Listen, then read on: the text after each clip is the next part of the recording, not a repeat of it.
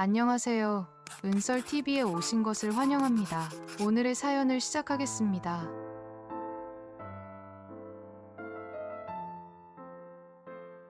안녕하세요. 저는 올해로 36살이 된 남자입니다. 결혼한 지도 어느덧 10년이 흘렀어요. 그런데 결혼 생활이 그렇게 행복하다고 느껴본 적은 거의 없네요. 사실, 최근 들어서야 그런 생각이 든 게 아니라 결혼 생활 내내 힘겹게 버텨왔던 것 같아요. 주변 사람들은 제가 아내를 무척 사랑해서 결혼을 서두른 줄 알아요. 겉으로 보기에 그렇게 보였으니까요. 하지만 현실은 그렇지 않습니다. 저희는 결혼 첫 해부터 이미 쇼윈도 부부로 살아왔거든요. 밖에서는 아내가 원하는 대로 교양 있어 보이려고 애쓰고 배운 사람인 척, 가진 척하며 사람들을 만나왔습니다. 이 모든 게 아내의 성격 때문이었어요. 사실 결혼 전부터 아내의 이런 성향을 알고 있긴 했습니다. 그런데도 왜 결혼했느냐고 물으신다면 저도 대답하기가 참 어렵네요. 저와 아내는 결혼 전 딱 2번 만났습니다. 두 번째 만남에서 일이 생겼어요. 아내가 제 아이를 가지게 되었거든요. 한순간의 실수였지만 결국 결혼까지 하게 됐습니다. 그런데 결혼 후 얼마 되지 않아 아이가 유산되었고 지금까지도 저희 사이에 아이는 없습니다. 아내는 종종 저를 보며 이렇게 말합니다. 그땐 그냥 한순간 불장난이었는데 결혼까지 하게 됐어. 그러면서 정말 후회된다는 그런 말을 서슴없이 하더라고요. 아내는 외국에서 석사 학위까지 받은 집안 형편도 넉넉한 사람이었습니다. 반면 저는 뭐 하나 내세울 것 없는 동네 한량 같은 사람이었죠. 그랬던 아내가 어떻게 저한테 호감을 가지게 됐는지 지금 생각해보면 신기하기도 해요. 그리고 두 번째 만남에서 아이를 가지면서 결혼까지 이어졌습니다. 아내의 집안은 당연히 결혼을 반대했어요. 그런데 아내가 고집을 부려 결혼을 밀어붙였죠. 결혼 초반까지만 해도 아내 눈에는 제가 다르게 보였을 수도 있겠지만 아이를 잃은 뒤로는 상황이 완전히 달라졌습니다. 그 순간부터 아내 눈에서 저를 향했던 콩깍지는 완전히 벗겨졌고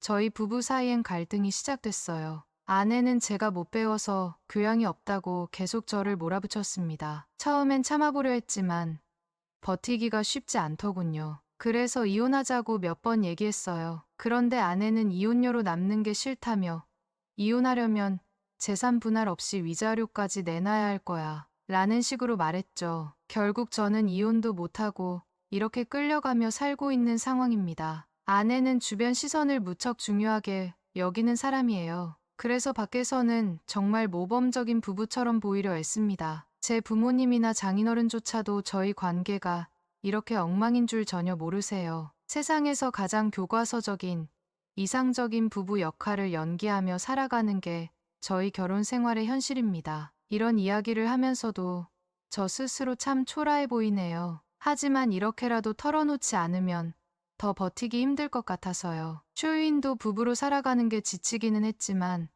사실 아내가 사이좋은 부부 연기를 위해 저희 부모님께 돈을 아낌없이 드리는 모습이나 제가 배운 것도 없고 특별히 할 줄 아는 것도 없어서 아내가 벌어오는 돈으로 살고 있는 현실을 생각하면 이혼을 진지하게 고민하기도 어렵습니다. 저도 아내에게 의존하며 살아온 시간이 길다 보니 이혼이 맞는 선택인지 헷갈릴 정도로 애매한 마음이 들기도 해요. 이런 이유로 저는 쉽게 이혼 이야기를 꺼내지도 못했습니다. 결국엔 이렇게 된 거.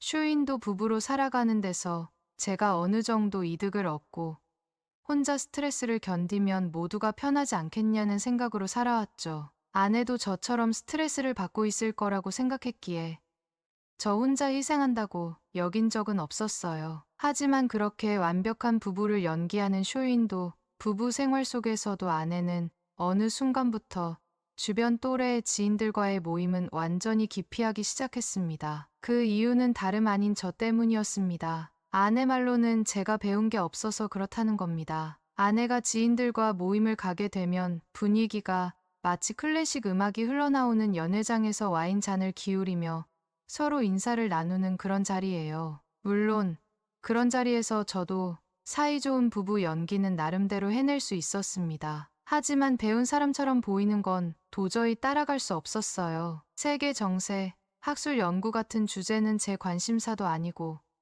아내의 체면을 세워주겠다고 억지로 공부까지 해야 하나 싶을 정도로 벅찼거든요. 결국 그런 모임에 나가면 다른 지인들의 남편들과 저희 지식 수준이 비교될 수밖에 없었고, 아내는 그게 너무 불편했던 모양입니다. 그래서 아내는 또래 지인들과의 모임 자체를 포기해버렸어요. 한동안 혼자서라도 다니긴 했는데, 그때마다 남편은 왜 안 왔냐는 질문을 받는 게 너무 짜증났다고 하더라고요. 그러다 보니 아내는 결국 1년 가까이 그 모임들의 발길을 끊어버렸습니다. 아내 입장에서는 그렇게 긴 시간 동안 또래 친구들도 못 만나고 지냈으니 많이 외롭고 답답했을 겁니다. 꼭 또래가 아니더라도 말이 통하는 사람들을 만나고 싶었겠죠. 그런데 집에서는 저랑 대화다운 대화를 거의 나누지 않다 보니 그 외로움이 더 커졌을 것 같아요. 이런 상황에서 아내가 느꼈을 고립감과 답답함을 생각하면 저 혼자만 힘든 게 아니겠다는 생각도 들긴 합니다. 결국 이런 모든 상황이 꼬이고 꼬여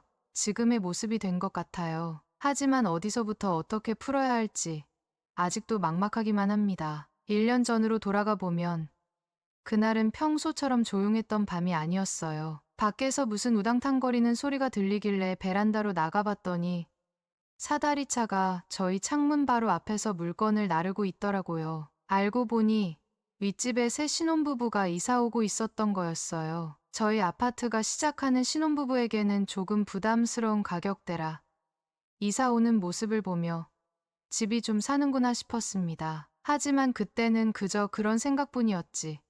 그 신혼부부와 저희가 이런 식으로 얽힐 거라고는 상상도 못했죠. 저희 집 상황을 간단히 말하자면 아내와 저는 결혼하자마자부터 각방을 쓰고 있었습니다. 그래서 아내가 밤늦게 갑자기 저를 부르는 건 정말 드문 일이었어요. 무슨 일인가 싶어 나갔더니 말도 없이 저를 자기 방으로 데리고 가더군요. 처음에는 무슨 일인가 의아했지만 동시에 은근히 기대도 좀 했습니다. 결혼하고 10년 동안 아내의 기분에 맞춰 부부 관계를 하더라도 1년에 10번도 안 될 정도로 관계가 드물었거든요. 혹시 이번엔 아내가 마음을 바꿨나 싶었죠. 그런데 그게 아니었습니다. 아내는 천장을 가리키며 가서 한마디 하고 와라고 하더군요. 순간 무슨 소린가 싶어 귀를 기울여 봤습니다. 그러자 천장을 통해 쿵쿵대는 소리와 함께 아주 열정적인 신음소리가 들려오는 겁니다. 신혼부부라고 불타오르는 건지 거의 비명에 가까운 소리가 방 안으로 울려 퍼졌어요. 안방에 화장실이 딸려 있다 보니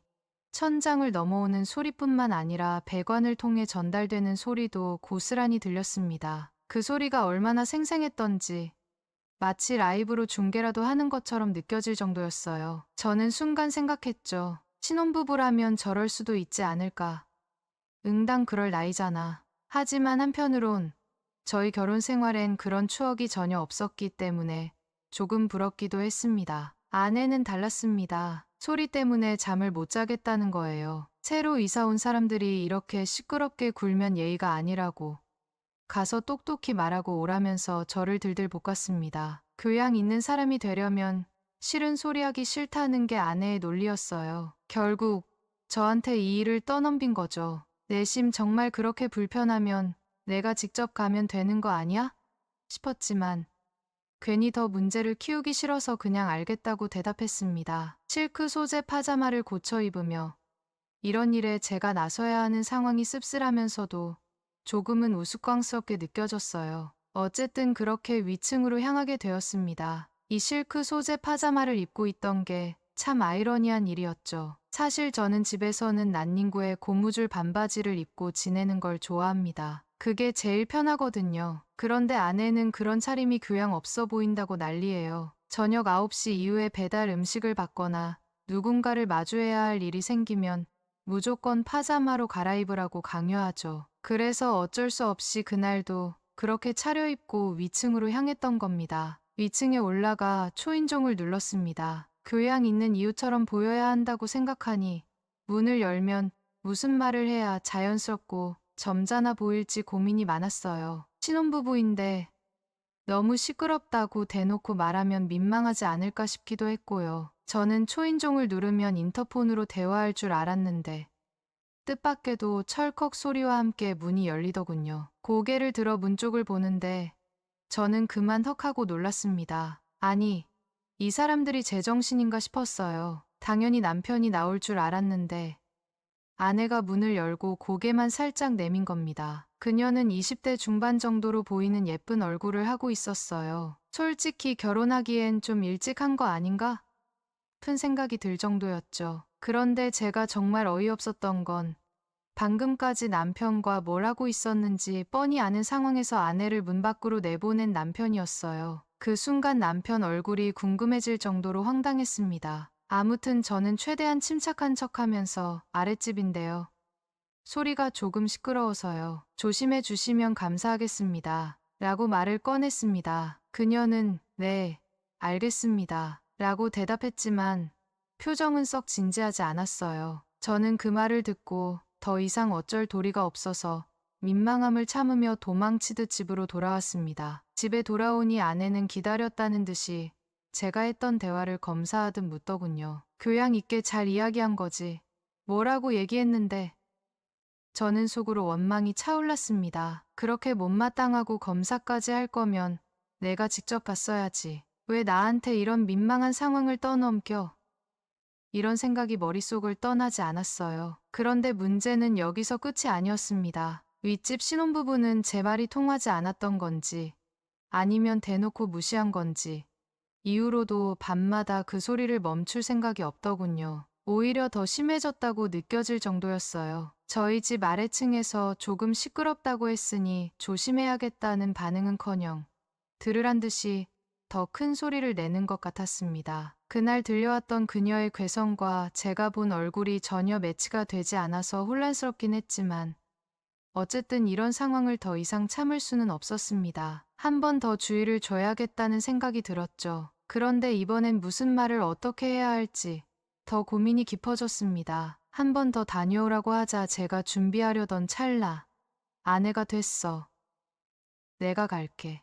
이런 것도 제대로 못하면 어쩌냐고 하더니 스스로 다녀오겠다고 하더군요. 사실 제가 볼 때는 자기가 직접 다녀오면 될 일을 굳이 저한테 떠넘겼던 것도 이상했는데 뭐 자기가 간다니까 저로서는 크게 아쉬울 건 없었어요. 그래서 그러라고 하고 말았습니다. 그런데 그렇게 당당하게 나가던 아내가 얼마 지나지 않아 후다닥 집으로 뛰어들어왔습니다. 얼굴에 당황한 기색이 역력했고 제가 얼마 전에 봤던 것과 비슷한 상황을 목격했구나 싶었어요. 아내는 혼자서 계속 중얼거리며 저런 무례한 남자가 다 있냐, 못 배운 게 티나잖아 하며 화를 내는 걸 보니 이번에는 남편 쪽이 문을 열었던 모양입니다. 흥미로운 건 그날 아내가 건넨 경고가 효과를 본 건지 그 다음 날부터 윗집은 갑작스럽게 조용해졌다는 겁니다. 그 시끄럽던 밤이 거짓말처럼 조용해지니 이젠 저희도 평온한 밤을 되찾았죠. 그런데 그때는 몰랐습니다. 이 사소한 사건이 앞으로